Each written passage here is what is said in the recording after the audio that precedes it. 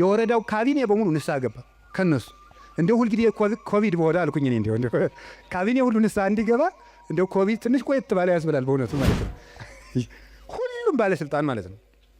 እንደው የዛሬዎችን መገምገም ከፈራችሁ የድሮዎችን ገምግሙ፣ ችግር የለም። እውነቴን እኮ ነው ማለት ነው። ቢያንስ የድሮዎቹ መጥተው ምንም አያረጉንም ማለት ነው። ተነግሮ አልሰማ ያለ ሰውዬ የሳምባ ቲቪ ገብገብ ሲያደርገው የቆረበ ሰውን ያውቃሉ። ተመስገን ነው። እንኳን ቲቪ መጣ። እንዲህ እውነቴን እኮ ነው የምነግራችሁ።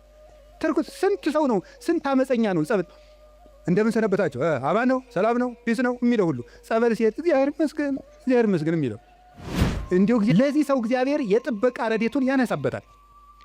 ልቡ እንዲስተካከል የሚያራራውን የሚገስጸውን ረድኤቱን ሲያነሳው ልቡ ይደነድናል። ጨካኝ ሆነ። እናንተ ኃጢአት ስትሰሩ እኔም ስሰራ እግዚአብሔር ይፈቅድልናል። ምን ማለት ነው ይሄ? ምክር ስላልመለሰን፣ ንስሐ አባት ስላልመለሰን፣ መጽሐፍ ስላልመለሰን፣ ስብከት ስላልመለሰን፣ ምንም ነገር ስላልመለሰን ቢያንስ የሚያስፈራሩ ነገሮችን እንኳን መጥተው ወደ ቤቴ ቢመጡ ብሎ ነው። አይታችኋል አይደለም? አሁን በኮቪድ ጊዜ ሰው እግዚኦ ማረነ ክርስቶስ እግዚኦ እንዴ ያን ጊዜ እኮ ታምር እኮ ታምር ነው።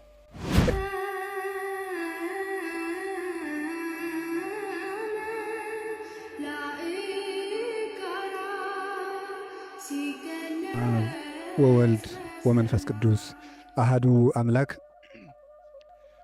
ቅድመ ዓለም የነበረ ይህንን ዓለም በካህሊነቱ የፈጠረ ዓለምን በቸርነቱ የሚመግብ ሥጋችንን ለብሶ ያዳነን ፈጣሪያችን መድኃኒታችን ኢየሱስ ክርስቶስ ስላደረገልን ስለ ቸርነት ሥራ ሁሉ ከባሕሪ አባቱ ከአብ ከባሕሪ ሕይወቱ ከመንፈስ ቅዱስ ጋር አንድ ለምትሆን መንግሥቱ ክብር ምስጋና ይድረሰው።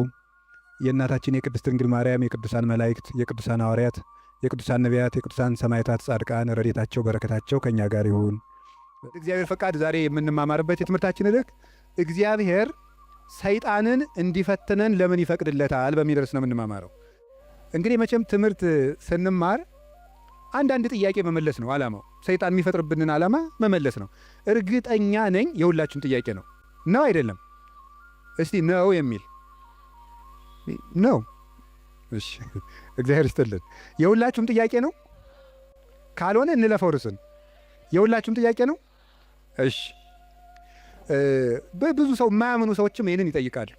እግዚአብሔር መልካም ከሆነ ለምንድን ነው እንደዚህ ያለ ችግር ሲደርስብን ዝም የሚለን? ለምን ዝም ይላል እግዚአብሔር የሚል ነገር አለ።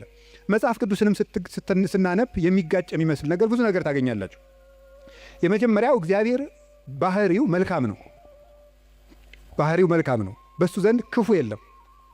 አልወ ጽልመት ውስተ መክፈልታቲሁ። በእግዚአብሔር በባህሪው ኃጢአት የለበትም፣ ነውር ነቀፋ የለበትም። እስመ ንጹሕ አጠባያቲሁ ለእግዚአብሔር። የእግዚአብሔር ባህሪ ሁሉ ፍጹም ንጹሕ ነው። እግዚአብሔር ባህሪው ንጹሕ ነው። ፈቃዱ ደግሞ መልካም ነው። ኄር እግዚአብሔር ለእለ ይትዔገሥዎ ወያድኅኖሙ በጊዜ ምንዳቤሆሙ። እግዚአብሔር ለሚታገሱት ሁሉ እግዚአብሔር መልካም ነው፣ በመከራ ቀንም መሸሸጊያ ነው ይላል ትንቢተ ናሆም ምዕራፍ 1 ቁጥር 7 ላይ። እግዚአብሔር መልካም ነው፣ በመከራ ቀንም መሸሸጊያ ነው። እግዚአብሔር መልካም ነው፣ በመከራ ቀንም መሸሸጊያ ነው። ወምስካኢነ ውእቱ አምላኩ ለያዕቆብ። የያዕቆብ አምላክ መጠጊያችን ነው። ወበይንተዝ ኢንፈርህ ለማድለቅለቀት ምድር ወለመኒ ፈለሱ አድባር ውስተ ልበ ባሕር። ስለዚህ ተራሮች ተነስተው ወደ ባህር ልብ እንኳን ተነስተው ቢገቡ ወይም ቢነቀሉ አንደነግጥም፣ የያዕቆብ አምላክ መጠጊያችን ነውና። ይሄ እግዚአብሔር መልካም እንደሆነ ነው የሚያሳየው። እግዚአብሔር ያበርህ ሊተ ምንትኑ ያፈራህኒ። እግዚአብሔር ብርሃኔና መድኃኒቴ ነው፣ የሚያስፈራኝ ምንም የለም። እግዚአብሔር ምእመና ለሕይወቴ። እግዚአብሔር የሕይወቴ መታመኛዋ ነው። ምንም የምፈራው ነገር የለም። እመኒ ጸብአኒ ተአይን እይፈራህኒ ልቤ። ሰራዊት እንኳን ከቦ ቢወጋኝ እግዚአብሔር መታመኛዬ ነውና አልፈራም ይላል። ስለ እግዚአብሔር ብርሃን ነው፣ እግዚአብሔር መድኃኒት ነው፣ እግዚአብሔር መልካም ነው። እሱ ራሱ ኖራል። አነ ውእቱ ኖላዊ ኄር ዘበአማን። እኔ እውነተኛ እረኛ መልካም እረኛ እኔ ነኝ ይላል። በጎ እረኛ እኔ ነኝ። እንኳን በአፋ ሆኖ መጠበቅ ይቅርና ራስን አሳልፎ በመስጠት እንኳን የሚጠብቅ እረኛ ነው እሱ። እግዚአብሔር ንጉሥ ሆኖ መጠበቁ፣ አምላክ ሆኖ መጠበቁ፣ በሰማያዊት መንግሥቱ በግርማ መለኮቱ ሆኖ መጠበቁ ድንቅ ነው። ከዚያ ያለፈ ደግሞ የሚደንቀው ራሱን በመስጠት የጠበቀን እረኝነት ግሩም ነው። ለእኛ ራሱን አሳልፎ መስጠቱ። እግዚአብሔር እኔ ቸር እረኛ ነኝ ብሏል። እኔ ቸር እረኛ ነኝ፣ በጎቼም እኔን ያውቁኛል፣ ድምፄንም ይሰማሉ። በእኔ በኩል የሚገባ ይድናል። እኔ የበጎች በር ነኝ። ዘዋንታቤ ውቱ ይድህን፣ በእኔ በኩል የሚገባ ይድናል። ይበው ወይ ወፅ፣ ይገባል ይወጣል፣ ወይ ረክም ራእየ፣ መሰማሪያም ያገኛል ይላል። ስለዚህ በጎቼ እኔን ያውቃሉ፣ እኔም በጎቼን አውቃለሁ። አልቦ ዘየሐይደኒ እምኔ፣ በጎቼን ከእጄ የሚነጥቃቸውም ከቶ የለም ይላል። እንግዲህ እግዚአብሔር ጠባቂያችን ነው፣ እረኛችን ነው፣ መልካም ነው፣ ቸር ነው። እግዚአብሔር ሰው እንዲጠፋም አይፈልግም። ኢፈነወ እግዚአብሔር ለወልዱ ከመ ይትሐጐል ኩሉ ዓለም አላ ከመ ይሕየው። እግዚአብሔር ዓለም ሁሉ እንዲድን እንጂ እንዲጠፋ ልጁን አላከውም ይላል። እግዚአብሔር ዓለም ሁሉ እንዲድን ነው እንጂ እንዲጠፋ አይፈልግም። ቅድምም ብፁዕ አባታችን እንደጠቀሱልን ጢሞቴዎስ ምዕራፍ 2 ቁጥር 1 ላይ ሲናገር ዘይፈቅድ ይሕየው ኩሉ ዓለም ዘአነ ቀዳሚሆሙ ለኃጥአን፣ የኃጥአን መጀመሪያቸው የምሆን እኔንም ጨምሮ ዓለም ሁሉ እንዲድን የሚወድ እግዚአብሔር ይላል ቅዱስ ጳውሎስ። ዓለም ሁሉ እንዲድን የሚወድ እግዚአብሔር የሚወደው ዓለም ሁሉ እንዲድን ነው። ወይኩን ፈቃድከ እንላለን። ፈቃድህ በሰማይ እንደሆነች እንዲሁም በምድር ትሁን እንላለን። ቅዱስ ዮሐንስ አፈወርቄን ሲተረጉም ፈቃዱሰ ለእግዚአብሔር ድኅነተ ዓለም ውእቱ ይላል። ፈቃድህ ይሁን እያልን እንጸለያለን። ፈቃዱ ምንድን ነው ይልና የእግዚአብሔር ፈቃዱ ዓለም እንዲድን ነው ይላል። ሰዎችን ሁሉ ይወዳል፣ ለፍጥረት ሁሉ ይራራል እግዚአብሔር። ፍጥረትን እግዚአብሔር እንኳን እሱ ይቅርና ቅዱሳን ቸሮች ናቸው። የቅዱሳን ቸርነት ከሰው አንሶ እስመ ነፍሰ ጻድቅ ይትራራ ላዕለ ነፍሰ እንስሳው፣ የጻድቅ ሰው ነፍስ ለእንስሳ እንኳን ይራራል ይላል። ጻድቅ ለእንስሳ እንኳን የሚያዝን ነው። እግዚአብሔርን ተውት። አንድ ሰው እግዚአብሔርን መምሰል ሲጀምር ለእንስሳ እንኳን የሚያዝን ይሆናል። ለእንስሳት የሚያዝን ይሆናል። ዛሬም ድረስ አሉ ለእንስሳት የሚያዙ። በገጠር ያሉት ያዝናሉ። የከተማው ሰው እንጃ ያላውቅም፣ ከተማ ስለማልኖር። የገጠር እናቶች ጤፍ እንኳን ሲያበጥሩ ለወፎቹ ይተውላቸዋል፣ እንዲለቅሙ ይተውላቸዋል። ለዝንጀሮ ይተዋል። በኦሪት ዘዳግም ማለት ቃርሚያ በቃረምክ ጊዜ አዝመራህን ጨርሰህ አትጨደው፣ ለድሃና ለአውሬ ተው ተብሏል። ርኅራኄ የብሉይ ኪዳንም የአዲስ ኪዳንም አስተምሮ ነው። ጥጃውን አርደህ በእናቱ ወተት አትቀቅለው ይላል። የቸርነት ሥራ ነው ይሄ። ርኅሩሁን ነው። በእናትና በልጅ መካከል ገብተህ ጭካኔን አታድርግ ማለት ነው። እናትና ልጅን መለየት ጭካኔ ስለሆነ እግዚአብሔር እንኳን ለሰው እናትና ልጅ ይቅርና ለእንስሳት እናትና ልጅነት የሚያዝን ርኅሩህ ነው እግዚአብሔር። ለእንስሳቱ ርኅራኄ ሰርቶላቸዋል። አህያውን ያለመጠን እንዳይጭኑት ሥራ ተሰርቷል እግዚአብሔር። በሬና በሬ እንዳይዋጋ ሥራ ተሰርቷል። አንዱ በሬ የአንዱን በሬ ወግቶ እንዳይገድል ኦሪት ዘጸአት ምዕራፍ 21 ላይ እንደተጻፈልን። ስለዚህ እግዚአብሔር ለእንስሳት እንኳን እንድናዝን ፈጥሮናል። ለሁሉ ልክ መልክ ሰጥቶ ነው የፈጠረ እግዚአብሔር። ሁሉም እንኳን እሱ የእሱ ቅዱሳን እንኳን ቅዱሳን እሱ የፈጠረው ፍጥረት እንኳን መልካም ነው። 6 ቀን የፈጠረው ፍጥረት ሁሉ ወሬ እግዚአብሔር ከመሰናይ እግዚአብሔርም ያ መልካም እንደሆነ አየ እያለን የደመደመው የፈጠረው ፍጥረት ሁሉ እግዚአብሔር መልካም ነው። እንግዲህ እግዚአብሔር መልካም ከሆነ ቸርም ከሆነ እንዳንጠፋም የሚፈልግ ከሆነ እንድንድንም የሚፈልግ ከሆነ ቸር እረኛችንም ከሆነ እሱን ከተጠጋን ምንም የሚነጥቀን ከሌለ በሱ ስም እያመንን እሱን ጥግ እያደረግን የሱን ስም እየጠራን እየጸለይን እያስቀደስን በጎው እግዚአብሔር የት ሂዶ ክፉ ይደርስብናል የሚል ጥያቄ ሁላችንም እንጠይቃለን። ዲያብሎስ ራሱ ክፉ ነገርን ያመጣና እግዚአብሔር ቸር ከሆነ ክፉ ነገር ለምን አመጣብህ ብሎ ደግሞ ይጠይቀናል። ለዚህ መልስ ያጣች ነፍስ በእግዚአብሔር ተስፋ ቆርጣ ትቆበልላለች። ለምንድን ነው እግዚአብሔር የማያዝንልኝ? አንዳንድ ጊዜ ደግሞ እንዲያውም በተለይ ያሁኑ ትውልድ ምን ብሎ ሊጠይቅ ይችላል? ቆይ እግዚአብሔር በእኔ ስቃይ ደስ ይለዋል ይላል። እግዚአብሔር በእኔ ስቃይ ደስ ይለዋል ወይ? ለምንድን ነው እኛ ስንሰቃይ ዝም የሚለው የሚል ጥያቄ። እዚሁ ጋር የሚያያዝ አንድ የመጽሐፍ ቅዱስ ጥቅስ ላንሳላችሁ። አነ ውእቱ እግዚአብሔር ዘፈጠርኩ ብርሃነ ወገበርኩ ጽልመተ። ብርሃንን የፈጠርኩ እኔ ነኝ፣ ጨለማንም የሠራሁ እኔ ነኝ። አመፅ ሰላመ እፈጥር ሰላመ ወእገብር እኪተ። ሰላምንም አመጣለሁ ክፋትንም እፈጥራለሁ። አነ እግዚአብሔር ፈጠርኩ ዘንተ ኩሎ። እኔ እግዚአብሔር ሁሉንም ይህንን ፈጠርኩ ይላል ትንቢተ ኢሳይያስ ምዕራፍ 45 ቁጥር 6 ላይ። እኔ እግዚአብሔር ሰላምን አመጣለሁ ክፋትን እፈጥራለሁ፣ ብርሃንንም ፈጥሬአለሁ ጨለማንም ፈጥሬአለሁ ይላል። እዚያ ላይ እግዚአብሔር መልካም ነው አለ። አሁን ደግሞ እዚህ ላይ እኔ እግዚአብሔር ክፋትን እፈጥራለሁ ይላል። እግዚአብሔር ክፋትን ይፈጥራል? ምን ትላላችሁ? እንዴ እፈጥራለሁ ያለ እኮ ራሱ ነው። እግዚአብሔር ራሱ ነው እኔ ክፋትን እፈጥራለሁ። ይህ እኮ መጽሐፍ ቅዱስ ላይ ነው የጠቀስኩት። እግዚአብሔር እንደዚህ ብሏል፣ እግዚአብሔር ክፋትን እፈጥራለሁ ብሏል ይላል። ምን ትላላችሁ? እኔ ክፋትን የምፈጥር አምላክ ነኝ ይላል። እኔ ሰላምንም አመጣለሁ ጦርነትን የማመጣው እኔ ነኝ ይላል። ከዚያ መልሶስ ደግሞ ምን ይላል? ደግሞ መልእክተ ያዕቆብ ምዕራፍ 1 ቁጥር 3 ላይ ኢያሜክር እግዚአብሔር በእኩይ ይላል። እግዚአብሔር በክፉ ማንንም አይፈትንም ይላል። እንዴት ያለ ነገር! እግዚአብሔር በክፉ ማንንም አይፈትንም። ኢሳይያስ ላይ ደግሞ እኔ እግዚአብሔር ክፋትን እፈጥራለሁ። አልተጋጨም? ተጋጭቷል። ተጋጭቷል? እሺ አልተጋጨም። አነስታሴዎስ የሚባል ሊቅ ምን ብሎ ይናገራል? መጽሐፍ ቅዱስ ተጣልቶ አያውቅም። መጽሐፍ ቅዱስ የተጣላ መስሎ የሚታየን እኛ ከመጽሐፍ ቅዱስ ጋር ስለተጣላን ነው ይላል። አንተ ከመጽሐፍ ጋር ስትታረቅ መጽሐፍ ተጣልተው አያውቁም ብሎ ይናገር። ስለዚህ እግዚአብሔር መልካም ነው። እስቲ እግዚአብሔር መልካም ነው በሉ። እግዚአብሔር ቸር ነው በሉ። ሰው ሁሉ እንዲድን ይፈልጋል፣ ይረዳናልም። ልብ በሉ። እንዲያውም ምንድን ነው የሚለው? ወይፈቅድ ምክንያት ለድኂን። እግዚአብሔር ሰውን ለማዳን ምክንያት ይፈልጋል። ሰውን ምክንያት ፈልጎ ነው የሚያድን እንጂ ቆይ እስቲ በገሌ በምን ልፍረድበት አይደለም የሚለው። የሚያድን ነገር ከዚህ ሰውዬ ምን ላግኝ፣ እንዲሁ ምን አይቼ ልማረው ነው የሚለው እንጂ እግዚአብሔር እንዲሁ በገሌ በምን ልፍረድ ይችንም ልመዝግብ አይደለም የሚለው። ኃጢአትን ብትቆጣጠር ኑሮ በፊት ማን ይቆማል ያለ ዳዊት ይሄን። ኃጢአትን ብትቆጥር በአንተ ፊት የሚቆም ማንም አይቆምም። ቸርነትን ነው የሚቆጥር። እግዚአብሔር ሰውን ለማዳን ተግቶ የሚሻ አምላክ መሆኑን የምታዩት ሰውን ለማዳን ወርቅ እፈልጋለሁ ቢል ኖሮ ወርቅ ስንት ሰው ይኖረዋል? እግዚአብሔር ግን ሰውን ለማዳን እስከ ውሃ ዝቅ ያለ አምላክ ነው። ቀዝቃዛ ውሃ የሰጠ ይድናል አለ። ምን ማለት መሰላችሁ? እስከ ትንሹ ነገራችሁ ድረስ እናንተን ለማዳን እወርዳለሁ። ውሃ ማንም ሰው ሊያገኘው የሚችለው ነው። ሌላ መንፈሳዊ ትርጉም አለው። ውሃ የሰጠ የተባለ ይላል ቅዱስ ቄርሎስ። ሰው ምንም ነገር ቢሰጥ በእግዚአብሔር ዘንድ ውሃ ነው። አካልህን እንኳን ለእግዚአብሔር ቆራርጠ ለሰማዕትነት አሳልፈ ብትሰጥ ለእግዚአብሔር ግን ውሃ እንደ መስጠት ነው። ምክንያቱም ያ አካል የራሱ ነው። እግዚአብሔር ደግሞ ለአንተ ያደረገልህ ነገር ያንተ አካል ቢቆራረጥ እንኳን የማይመጥን ነው። ስለዚህ ለእግዚአብሔር ምንም ነገር ብንሰጥ ውሃ ነው። አካል እንኳን መስጠት ቢሆን ውሃ ነው። እንደዚያ ከሆነ እግዚአብሔር እንደዚህ ያለ መልካም አምላክ እንዲህ ያለ መልካም አባት ከሆነ ለእኛ የሞት አምላክ አኮ በመላክ አኮ በተንባል መልአክ ልኮ አማላጅ ልኮ ሳይታረቀን ራሱ መጥቶ ከታረቀን እስከዚህ ድረስ ሰው የሚወድ አምላክ ከሆነ ለምንድን ነው እግዚአብሔር ክፉ የሚያመጣብን የሚል ጥያቄ ይኖራል። እግዚአብሔርስ በክፉ ይፈትናል ወይ?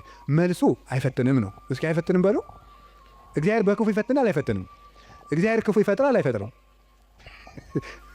እስኪ ነገር ይፈጥራል አይፈጥርም? አይፈጥርም። እግዚአብሔር እንዴ እፈጥራለሁ ብሎ አላልክም? ቅድም ልትሉ ትችላላችሁ። እግዚአብሔር ክፉ አይፈጥርም። ታዲያ ምን ማለት ነው? ክፉ ሲመጣ ዝም ይላል ነው። እስኪ በሉ በሉ ንገሩ እንጂ ክፉ ሲመጣ እስኪ ለምሳሌ እንዲህ የሚል ነገር አለ። ሮሜ ምዕራፍ 13 ቁጥር 1 ላይ እስመ ይትሰየም መኮንን ዘእንበለ ዘእምኀበ እግዚአብሔር ይላል። ያለ እግዚአብሔር ፈቃድ ባለስልጣን አይሾምም ይላል። አይ በደንብ ስሙ። ያለ እግዚአብሔር ፈቃድ ምን አይሾምም? እና እንግዲህ ሁሉም ባለስልጣን እግዚአብሔር እየፈለገ ነው የሾመው ነው? አዎ አይደለም? ሁሉም ባለስልጣን ማለት ነው። እንደው የዛሬዎችን መገምገም ከፈራችሁ የድሮዎችን ገምግሙ፣ ችግር የለም። እውነቴን እኮ ነው ማለት ነው። ቢያንስ የድሮዎቹ መጥተው ምንም አያደርጉንም ማለት ነው። ስለዚህ የድሮዎቹን መገምገም ትችላላችሁ። እና እንደ ሁሉንም እግዚአብሔር የወደደ የተሾሙ ናቸው። ምን ይመስላችኋል? ይሄ እግዚአብሔር ክፉ ነገር ሲመጣ ይፈቅዳል ነው። እስቲ ይፈቅዳል በሉ። ይፈቅዳል የሚለው ነገር ፈቃድ እግዚአብሔር የሚባለው ሁለት ትርጉም አለው። ፈቃድ እግዚአብሔር የሚባለው አንደኛው ውዴታ ነው። ሁለተኛው ደግሞ ይሁን ማለት ነው። የእንግሊዘኛ ቃላትን ለመጠቀም ይቅርታ አድርጉልኝ፣ ልጠቀም ነው ገና ስለ ቅርብ ለማድረግ ለእናንተ እንዲመቸኝ ነው። የመጀመሪያው ምን ይባላል? ፐርሚሽን ይባላል። እስቲ ፐርሚሽን በሉ እንጂ። ሁለተኛው ዊል ይባላል። እስቲ ዊል በሉ። እሺ ፐርሚሽን ማለት ምን ማለት ነው? እናንተ ኃጢአት ስትሰሩ እኔም ስሰራ እግዚአብሔር ይፈቅድልናል። ምን ማለት ነው ይሄ? ይፈቅድልናል ማለት እግዚአብሔር እኔ ኃጢአት ስሰራ ደስ ይለዋል ማለት ነው። ይሄ ምን ለሚባለው ፐርሚሽን ይባላል። ስራ ከጠቀመ ስራ ነው። ኃጢአት አይጠቅምህም ብዬ ነግሬሃለሁ፣ ይጠቅመኛል ካልክ ስራ ብሎ ይተውሃል ማለት ነው። መተው እሱ ፐርሚሽን ይባላል። ያሰናብተናል። ስለ እግዚአብሔር ክፋት እንዲሰራ ያደርጋል ማለት ክፋት እንዲሰራ ሰዎችን ይተዋቸዋል፣ እንዲሰራ ያደርጋል። ዊል የሚባለው ደግሞ ወዶ የሚሰራውን እግዚአብሔር እንድንጸልይ ይፈቅዳል በሉ፣ እንድንጾም፣ እንድንጸድቅ፣ እንድንታረቅ ይሄ ፈቃድ ነው ይባላል። ይሄ ፈቃድ ማለት ውዴታ፣ ወዶ የሚያደርግልን ነገር። ገብቷችኋል? ልዩነቱ ገብቷችኋል? እሺ ይፈቅዳል ማለት የመጀመሪያው ፈቃድ እግዚአብሔር ነው ይላል። ዝም ብሎ ምንድነው ፈቃድ እግዚአብሔር? ያለ ፈቃድ እግዚአብሔር ባለስልጣናት አይሾሙም ማለት ከየት ነው የምታስገቡት? ክፉ ሰዎች ሲሾሙ ምን ይላቸዋል ነው? ዝም ይላቸዋል ነው፣ ይተዋቸዋል ነው እንጂ ሰዎቹን ናማ እናቴ ተሾምና ሰውን ጨርስልኝ አይላቸው። እግዚአብሔር እንደዚያ ብሎ ይሾም ማለት አይደለም። እንደዚያ ሳይሆን የሚያደርገው እግዚአብሔር ክፉዎች ሲሾሙ ዝም ይላል። ለምንድን ነው ዝም የሚለው? እግዚአብሔር ነው ክፉ ነገር ሲመጣ። ስለዚህ ክፋትን እፈጥራለሁ ማለቱ ክፉ ሲመጣ ዝም እላለሁ ነው። ወይም ምን ማለት መሰላችሁ? የእግዚአብሔር እጅ አጥር ነው፣ ጠባቂ ነው፣ ረድኤት ነው። የእግዚአብሔር እጅ በእግዚአብሔር ለመጠበቅ ያልተገባን ሆነን ስንገኝ እግዚአብሔር አጥሩን ያነሳዋል። ያልተገባን ሆነን ስንገኝ አትጠብቀኝ ስንል ማለት ነው። ምን ማለት መሰላችሁ? መዝሙረ ዳዊት ላይ እንዲህ ይላል፣ መዝሙር 9 ላይ ውሃ ቆሃ ጥለ እግዚአብሔር፣ ኃጢአተኛ ሰው እግዚአብሔርን አወከው ይላሉ ሊቃውንቱ። አወከው ማለት ምን ማለት ነው? እንዳይምረው ኃጢአት ይጨምራል፣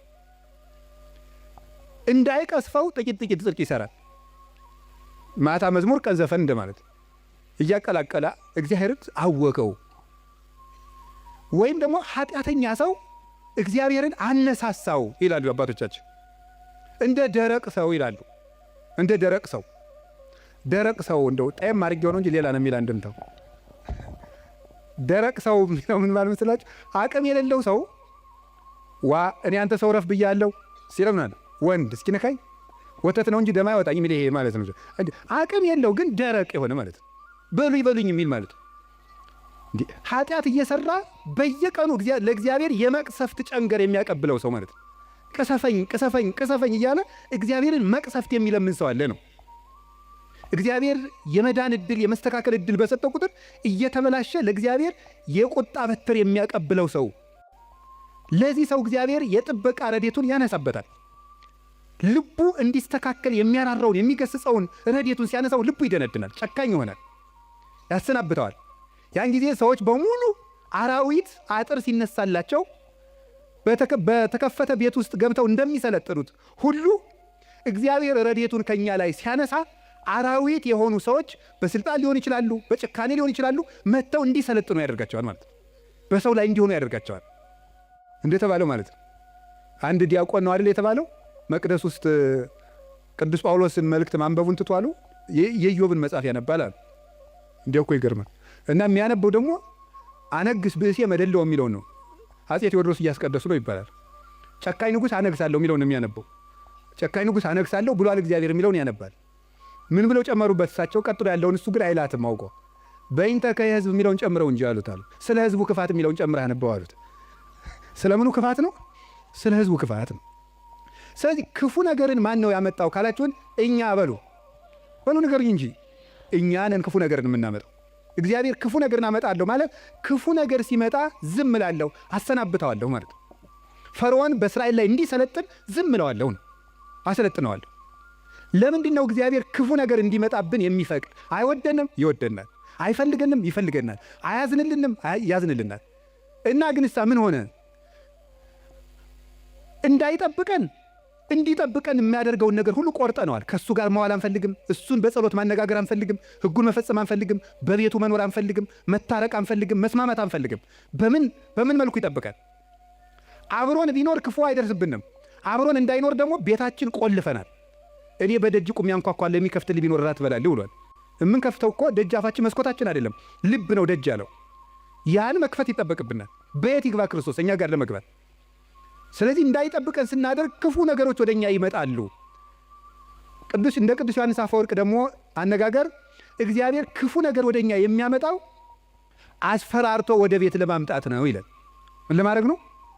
በሉ ንገሩኝ እንጂ። አቤት አስፈራርቶ ወደ ቤት ለማምጣት። ይሄንን ቅዱስ ዮሐንስ አፈወርቅ በምን ይመስለዋል? ልጇ ቁማር እየተጫወተ ባስቸገራት እናት መስሎ ያስተምራል። ቁማር የዛሬውን ቁማር እኔ አላውቅም። የድሮ ሁሉ ቁማር አለ። ምን ግጫ ምናምን ቅልቦሽ የሚባል አለ በገጠር። ይሄ ገበጣ በጣም ብዙ አለ። በቃ የቁማር አይነት የገጠር ቁማር ነው። ይሄ እረኞች የሚጫወቱ በቁልፍ በምናምን ነው። ያን እየተጫወተ ሲያስቸግራት ምን ታደርጋለች ይችላል? ማስክ የለበሱ የሚያስፈራሩ ጎልማሶችን ከጎረቤት ትልክበታለች ይችላል። ሕፃን ሆኖ እያካስቸገራት የሚሉ ሰዎች ትልክበታለች። ያ ሕፃን ልጅ በእነዚያ ተስፈራርቶ ምን እንዲያደርግ ይመስላችኋል? እየሮጠ ወደ እናቱ ቤት እንዲመጣ ነው። እንደዚያ የምታደርጉ እናቱ ልጇን ጠልታ ሳይሆን ልጇ ከዚያ ነገር እንዲወጣ የሚያስፈራሩ ሰዎችን ትልክበታለች። እግዚአብሔር ክፉ ነገሮች ወደኛ ሲመጡ ዝም የሚላቸው ዋናው ምክንያት ምንድን ነው ሲባል እነዚያ ነገሮች እንኳን ቢሆን አስፈራርተውን ቃል እግዚአብሔር ስላልመለሰን፣ ምክር ስላልመለሰን፣ ንስሐ አባት ስላልመለሰን፣ መጽሐፍ ስላልመለሰን፣ ስብከት ስላልመለሰን፣ ምንም ነገር ስላልመለሰን ቢያንስ የሚያስፈራሩ ነገሮችን እንኳን መጥተው ወደ ቤቴ ቢመጡ ብሎ ነው። አይታችኋል አይደለም? አሁን በኮቪድ ጊዜ ሰው እግዚኦ ማረነ ክርስቶስ እግዚኦ እንዴ የዚያን ጊዜ እኮ ታምር እኮ ነው፣ ታምር ነው። እኔ እንደውም ይገርማቸዋል አጠቃላይ እኔ የዚያን ጊዜ አንድ ጊዜ በኮቪድ ጊዜ አንድ ወረዳ ገጠር ወረዳ ላይ ሄጄ ነበርና መነኮሳት ጓደኞች አሉኝ አባቶች፣ የወረዳው ካቢኔ በሙሉ ንስሐ ገባ ከነሱ። እንደው ሁልጊዜ ኮቪድ በሆነ አልኩኝ እኔ እንደው ካቢኔ ሁሉ ንስሐ እንዲገባ እንደው ኮቪድ ትንሽ ቆየት ባለ ያስበላል በእውነቱ ማለት ነው። አሁን ሰው ይውላችሁ እግዚአብሔር የሚያስፈራረው ነገሮችን የሚልክብን ለዚህ ነው። አንድ ችግር ሲገጥመን እንሰበሰብ። አምና የነነዌ እንግዲህ ታስታውሳላችሁ አይደል? ሁልጊዜ እንሰበስባለን። ችግር ሲመጣ እግዚኦ ባረነ ክርስቶስ እንላለን። እናቲቱ ግን እነዚያን የሚያስፈራሩ ነገሮችን የምትልክ መልሶ ወደ ቁማሩ እንዲሄድ አይደለም፣ ልጇ ከቤቷ ቁም ነገረኛ ሆኖ እንዲቀር ነው። እግዚአብሔር የሚያስፈራሩ ነገሮችን ብቅ የሚያደርጋቸው መከራዎችን እንዲመጡ የሚያደርገው እኛን ስለሚጠላል አይደለም፣ እንዲሰበስበን ነው። እግዚአብሔር ለነነዌ ሰዎች የሚገለብጥ መከራ እመጣለሁ ያላቸው ተመልከቱ። ይሄን የእናትነት ስራ ነው የሰራው እግዚአብሔር። ሊያጠፋቸው ፈልጎ አይደለም፣ አስፈርቶ ወደ እሱ ማምጣት ነው የፈለገ። ቅዱስ ያሬድ ለዚህ ነው አንተ አቡነ ወአንተ እምነ ያለው። አንተ አባታችንና አንተ እናታችን ነህ። እግዚአብሔር እናት ነው። ልጆቹ እንዲከፉበት ስለማይፈልግ የሚያስፈራሩ ነገሮች፣ ዮናስን እኮ ያለው ሂድና አስፈራራ ነው ያለው። አስፈራራቸው ፈርተው እንዲመለሱ ማለት ነው። ተጽናንቶ መመለስ ያቃተው ቢያንስ ፈርቶ እንዲመለስ ነው። ስለዚህ ፈርተው ተመለሱ። እግዚአብሔር ክፉ ነገሮችን የሚልካቸው ወይም ሰይጣን ክፉ ነገሮችን እንዲያመጣ እግዚአብሔር ዝም የሚለው ለምንድን ነው ካላችሁኝ፣ ፈርተን እንድንመለስ ነው። ምን አላችሁኝ? ምን አላችሁኝ? ምን አላችሁኝ? አንዳንድ ጊዜ ሕፃኑንን ስናስቸግር ትዝ ይላችኋል። ለከተማ ሰው ብዙ ምሳሌ ቅርብ አይደለም። አንተ ነዚያ ምድጃ እየቆሰቆስክ ያደግከው፣ እኛ ስቶቭ ነን እንዳትሉ። እኛው ምድጃ ሲነድ ድሮ እሳት እማማ እያልን እናስቸግራለን። እሳት እኮ ነው የምንለምነው። ከዚያ መጨረሻ ላይ እምቢ ካል ኡፍ እያሉ ያስፈራሩናል። እምቢ ካልን አይ እንግዲህ ቀመሰው ብለው ተርኮስ ያደርጉናል። ድግም ቀን እሳት የሚባል አንቀምሳትም ከዚያ በኋላ ማለት ነው። እግዚአብሔር እንደዚያ ነው፣ እፉ ይለናል። እናታችን አባታችን ስለሆነ መመለስ ካቃተን አንዳንድ ጊዜም ተርኮስ ያደርገናል። ድግም ቀን እንዳይደግመን ማለት ነው። እና እግዚአብሔር ስለሚጠላን እንዳይመስላችሁ። እኔ እውነቴን እኮ ነው። እንዴት አድርጎ እንደሚወደን ተመልከቱ። አሁን እናት ልጇን በእሳት መተርኮስ ፈልጋ ነው አይደለም። ልጄ ጨርሶ ከሚቃጠል እንደው ትንሽ ይተኩሰውና ለሌላ ቀን እንዳይቃጠልብኝ ነው ነገሩ እኮ። እግዚአብሔር ጋነም እንዳይበላን እኮ ነው ትንንሽ ነገሮችን የሚተረኩሰን። ገንዘቦቻችን በማሳጣት ዘመድ እንዲሞትብን፣ ጓደኛ እንዲለየን በማድረግ ከሹመት እንዲሻሩ፣ እንድናጣ፣ እንድንዋረድ፣ ኃጢአት ስንሰራ የሚያዋርዱንን ሰዎች በመላክ ሰዎች እንዲደርሱብን በማድረግ በማጋለጥ ኋላ ከምትጋለጥ ዛሬ ባጋለጡ የሚያዋርዱ ሰዎችን ጭምር በመላክ እግዚአብሔር እኛን ትንሽ ተርኮስ እያደረገ ወደ ቤቱ ያመጣናል። እንዴት እንደሚወደን ተመልከቱ። ፈተና በመጣብን ጊዜ እግዚአብሔር እንደሚወዳችሁ ተመልከቱ። እውነቴን የምነግራችሁ ጌታ ሆይ ለምንድን ነው እንዲሁ አክስቴም ሳምንት ዕለት ሞተች፣ እናቴ ደግሞ የዛሬ ወር፣ እንደገና ደግሞ የዛሬ 2 ወር ከስራ ተባረርኩ፣ እንደገና ደግሞ ይሄ ቀበረብኝ፣ ደግሞ ይሄኛው ተቃጠለብኝ፣ እንደዚህ አለብኝ፣ ጠልታኝ ነው ወይ እባክህን ወይም እባክሽን ልጄ ወደ ቤቴ ኑ ማለቱ ነበር። እንዲህ አድርገህ ትፈልገኛለህ ወይ? ረስቼህ ስለኖርኩ እማስታውስበት መከራ ሰጠኸኝ ተብሎ ነው መመስገን ያለበት። አንተን እንዳስታውስህ የመጥሪያ ደብዳቤ ላክልኝ ነው። መጽሐፍ ቅዱስን ደብዳቤ ጽፎ ላከ፣ ንስሐ አባት ላከ፣ መጽሐፍትን ጽፎ ላከ። በቅዳሴ ጠራን፣ በትምህርት ጠራን፣ በመዝሙር ጠራን፣ ወንድሞቻችን ሲመጡ በመከራ ጠራን፣ አልተመለስንም። መጨረሻ ላይ ደግሞ የመከራ መልእክት ይልካል። እባካችሁ ኑ ነው። ለምኖ የሚያድን አምላክ እንደ እግዚአብሔር ያለ አለ እንዴ? ለምኖ እኮ ነው የሚያድናል። አሁን ሙሴን አላያችሁትም? እንዴት አስፈራርቶ መመለስ እንደፈለገ። እስራኤል ጣዖት ሲያመልኩ ሙሴ አቤት ተወኝ ማይጄ ላጠፋቸው ነው። አሁን ሙሴ እግዚአብሔር ጨብጦት ይዞት ይጄ ላጠፋቸው ነው። እንዲሁ እኮ ይገርማል እኮ እግዚአብሔር የሚያደርገው ነገር። ኧረ ተው አታጥፋ። እንዲህ ማብላት ሲያቅተው ጊዜ በረሃ አምጥቶ ጨረሳቸው ነው የሚለው አለ ሙሴ። እግዚአብሔር እንዳይሰደብበት ነው እሱ። 40 ዓመት ማብላት ሲያቅተው በረሃ አምጥቶ ጨረሳቸው ነው የሚለው አሉት። እንዲሁም እነሱን አታጥፋ። አባቶቻችን ሲተረጉሙ አሁን እግዚአብሔር ሊያጠፋቸው ወዶ አይደለም ሙሴ እንዲሰራቸው እንዲቀጣቸው ብለው ነው እንጂ ይላል። እንግዲያስ ሂድና ቅጣ አለው። ሰርቶ ቀጥቶ እስራኤልን ወደ ራሱ ሰበሰባቸው። በማስፈራራት እንድንመለስ እግዚአብሔር ክፉ ነገር እንዲመጣ ያደርጋል። ከቃሉ ጋር ናቸው። ከቃሉ ጋር ናቸው። እግዚአብሔር ከሁላችን ጋር ይሁን። ስንት ሰው ነው እግዚአብሔር በሚያውቀው እንዴ ተነግሮ፣ እኔ እንዲያው አሁን ሰውየው መዚህ ስለሌለ ተመስገን ነው ልናገር። ተነግሮ ይሄንም አይሰማውም፣ ችግር የለም። ተነግሮ አልሰማ ያለ ሰውዬ የሳምባ ቲቪ ገብገብ ሲያደርገው የቆረበ ሰውን ያውቃሉ። ተመስገን ነው። እንኳን ቲቪ መጣ። እንዲህ እውነቴን እኮ ነው የምነግራቸው።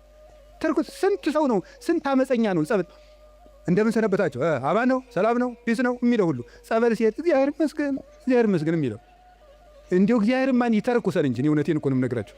እግዚአብሔር ማን ይተርኩሰን። ምድር ጠቧችሁ እኮ የምትራመዱት ሁሉ ጸበል ስትል ኩምሽሽ በቃ እንዲሁ ለተቸገረ እንድናዝን አረማመዳችን እኮ ልክ እንዲኖረው ንግግራችን መጠን እንዲያበጅ እግዚአብሔር ማን ይተርኩሰን እንጂ ተነግረን ሰምተናል እንዴ? እውነቴን ነው። ስለዚህ ስንቶቻችሁ አሁን እዚህ ውስጥ ራሱ ብቆሰቁስ እዚህ ውስጥ እዚህ ከተሰበሰበው ውስጥ እግዚአብሔር በሚያውቀው እግዚአብሔር ነቅሶ ቢያወጣ ሲቸግራችሁ ወደ ቤተ ክርስቲያን የመጣችሁ ስንቶቻችሁ ናችሁ? ስንቶቻችሁ ናችሁ? ወይ ባለ ትዳሮች ሲጣሉ እኮ ነው ባጋባናቸው በ20 ዓመታቸው እኮ ነው ቤተ ክርስቲያን የሚመጡ ሲጣሉ ነው። ይኸው ከተጋባን ዓመታችን ነው፣ ምላትን አትሰማኝም፣ ምንም አታዳምጠኝም ማለት ይጀምራል። ማለት 20 ዓመት ጠፍቶ ኑሮ ምናምን መከራውን ነው ተደዝድዞ ነው እዚህ ወዲያ መከራችን ምን ተመስገን ነው እንኳን መጣችሁ። ዋናው መሸም ነጋ መምጣታችሁ ነው። ስለዚህ እግዚአብሔር ሰው ሁሉ ራሱን እንዲጠላን ሊያደርግ ይችላል። እንድንመጣም ከፈለገ እግዚአብሔር ሰው እንዲጠላን አያደርግም። ሰው እንዲጠላን ሰይጣን ሲያደርግ ዝም ይላል። ይሄ እግዚአብሔር እኛን የሚጠራበት መንገድ ነው። በቸርነቱ ወደ ቤቱ ይጥራን። የነነዌ ሰዎች የሚያስተምሩን ይሄንን ነው። እኛም ነገ ከነገ ወዲያ አሁን ሁላችሁም ችግር ካለባችሁ እግዚአብሔር ጠልቶኝ ነው አትበሉ። እግዚአብሔር ወደ ቤቱ ሊጠራ ይፈልጎ ነው ማለት ያለብን።